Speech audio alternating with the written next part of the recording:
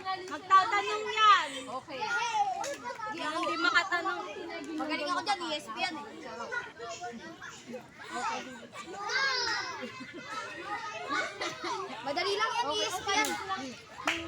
Part is about Noah and the Great Flood. Ayun ako ba? Tama. Sino nakakilala mo si Noah?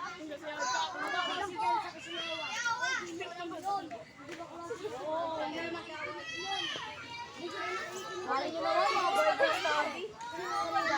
Siya daw ay isa sa Makulit. anak ng Diyos. Who worship God. Siya daw ay hindi sa Panginoon. Ang mahal ng tao ay galit at hindi sumusunod sa Diyos nung mga panahon na to, nung panahon ni Noah. And then, ang lang daw nung panahon na to ay sino? Si Noah lang. So lahat ng tao, gumagawa na ng kasalanan ng panahon na yon, pero nakikita ng Panginoon na isa lang yung sumusunod sa kanya. Sino yan? Si Noah! Good. And then sabi ng Diyos kay Noah, wawasakin ko tong mundong to kasi sobrang makasalanan ng mga tao. Sabi ng Panginoon. At ang may liligtas lang ay yung pamilya ninyo. Sabi ng Panginoon kay Noah.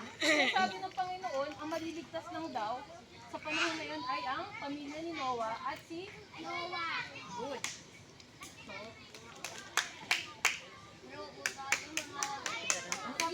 At sinabi niya ng Panginoon si Noah. Sabi niya, may darating na malaking pagbaha, a great flood. Sabi. Ngayon, sabi ng Panginoon, gumawa ka ng arko. Ano yung arko? Bangka! Oo, para siyang bangka, pero malaking barko. So, tinatawag din na arko na doon. So, sabi ng Panginoon, dahil may darating na pagbaha, kailangan mo gumawa ng arko para sa paghahanda. Sabi ng Panginoon kay ngayon, dahil si Noah ay masunurin sa Panginoon, anong ginawa niya? Gumawa! Sumunod siya at gumawa at nagsimula ng gumawa ng barko o arko. Tandaan ninyo arko, okay?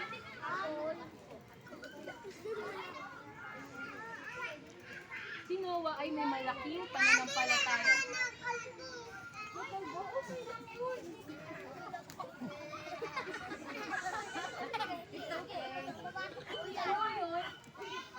Ate, masama ugali ni mama. Si baby pa yan. Baby pa Hindi niya pa alam yung ginagawa. Yan! Baby ko. Okay lang yan. Iintindihin. Kapag may mga maliliit pa, kailangan yung intindihin, okay? Huwag niyong aawayin. Ngayon daw si Noah ay may malaking pananampalataya kay Lord. Alam niyo ba yung ibig sabihin ng pananampalataya? Ano? Saan? Puso? Ano? Bangin! Mabait. Okay. Ang pananampalataya ay parang isang hangin. Nararamdaman niyo siya pero hindi niyo nakikita. Hindi. Nakikita niyo ang hangin pero hindi niyo nakikita. Sino nakikita na ng hangin? Ay, di nakikita yung hangin! Nararamdaman niyo yung hangin? Nakikita niyo yung hangin? Opo! Ganun yun. Ay, parang ganun ang pananampalataya.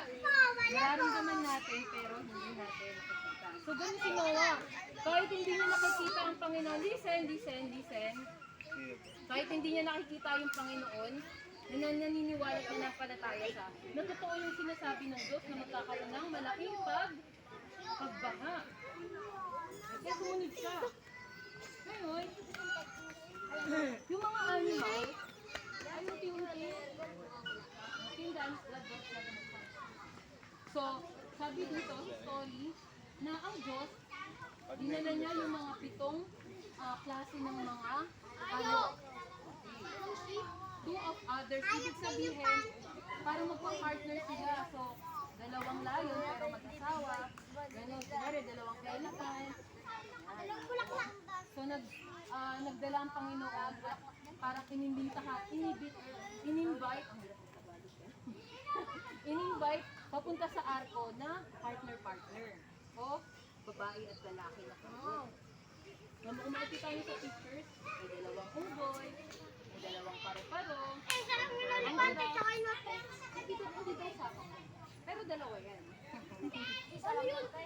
kasama sa picture. Boy, Okay. So, Hindi ano nakikita mo sa picture na to? Tapos may nakikita kayong tao sa parang. Yan yung nanguhusga kay Noah. Kasi yung panahon na yan na ginagawa ni Noah yung arko, wala talagang ulan. Wala silang na-experience na ulan.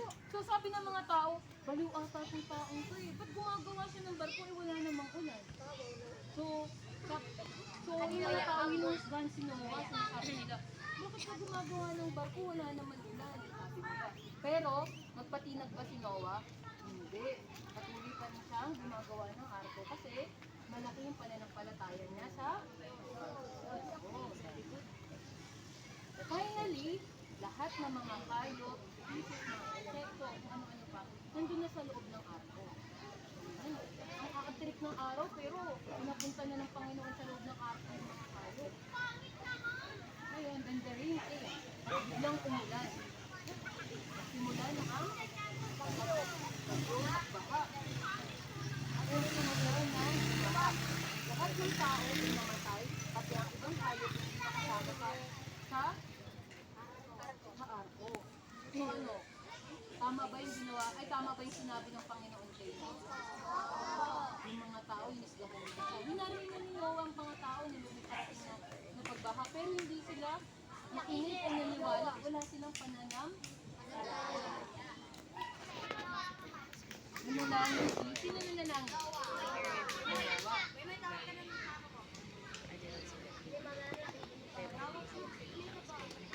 Ngayon, after 5 months o 5 buwan, God sent a drying wind para matulungan yung pagbaha. Ibig sabihin, after ng 5 buwan na pagbaha, yung buong paligid, buong mundo, ay wala na talagang hayop, bahay, lahat-lahat. Sa loob ng 5 buwan, ay anong ginawa ng Panginoon? Unti-unti nila. Parang sinasabsay. Alam niyo naman yung Tagalog ng sabsay. Ayun, humugo pa. Ngayon, ang ginawa ni Noah, nagpadala siya ng raven. Sa isang uri ng ibon. Na para kung malaman niya kung meron na bang lupa na pwede nilang pagpuntahan. So, nagdala siya ng unang raven. Pero hindi bumalik yung unang raven. So, padala siya ulit at anong nangyari? May dala-dala na dahon. Ibig sabihin ng sign nun na meron ng lupa na pwede silang pagsampahan ng arko. Yan, hindi natuwa na si Noah. Ngayon, pumunta na sila sa bundok ng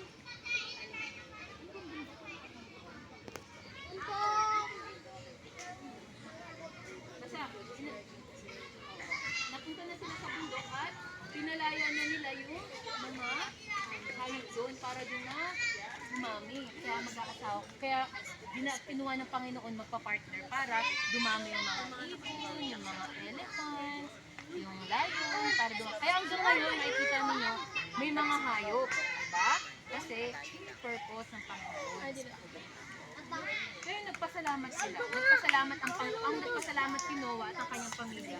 Dahil safe sila,